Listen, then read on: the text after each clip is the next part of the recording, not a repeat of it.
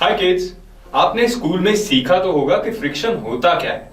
Well, इसे हम आज ज्यादा अच्छे से समझेंगे एक रेस करके।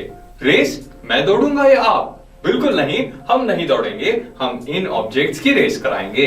वेल, ये तो नॉन लिविंग थिंग्स है, ये कैसे रेस करेंगे? हम इन्हें फोर्स देंगे, यूनिफॉर्म फोर्स सभी ऑब्जेक्ट्स के लिए सेम अमाउंट ऑफ फोर्स देंगे। देखेंगे कौन सबसे ज्यादा ऑब्जेक्ट होगा इन तीनों में से।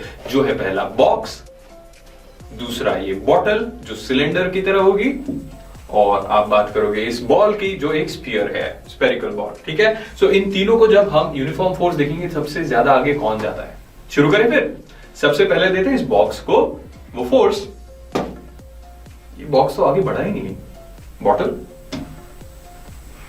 बॉटल थोड़ी सी आगे बढ़ी। अब इस बॉल को ऑब्जर्व करें।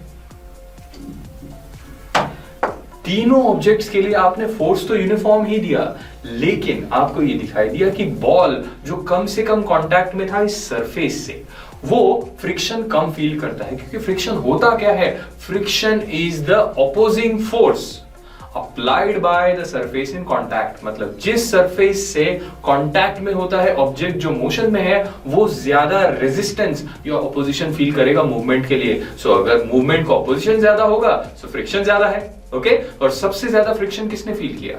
बॉल तो आसानी से रोल होता हुआ निकल गया, लेकिन इस बॉटल को आपने देखा ये थोड़ा रोल कर पाया और हल्के में टर्न हो गया, मतलब ठीक से कंट्रोल नहीं हो पाया, फिर भी ज्यादा रोल किया। अब इस बॉक्स को आप देखेंगे, सो इस बॉक्स में जो सरफेस है वो ज्यादा कांटेक्ट में है हमारे रोड से। ओके, इसलिए इसे फ्रिक्शन सबसे ज्यादा महसूस हुआ।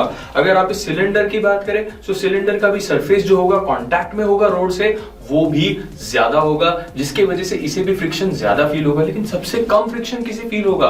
वो होता है उस बॉल को, क्योंकि जब वो रोल हो रहा होता है उसका सरफेस सबसे कम कांटेक्ट में होता है। इसी तरह हमें समझ में आ गया कि फ्रिक्शन है कांटेक्ट फोर्स। ज्यादा कांटेक्ट में जो ऑब्जेक्ट होगा जब मूव हो रहा है रोड पे, तो उसे फ्रिक्शन ज्यादा फील होगा। अब समझ गए हम फ्रिक्शन क्या होता है? समझे गुरु? बेस्ट पढ़ाई शुरू।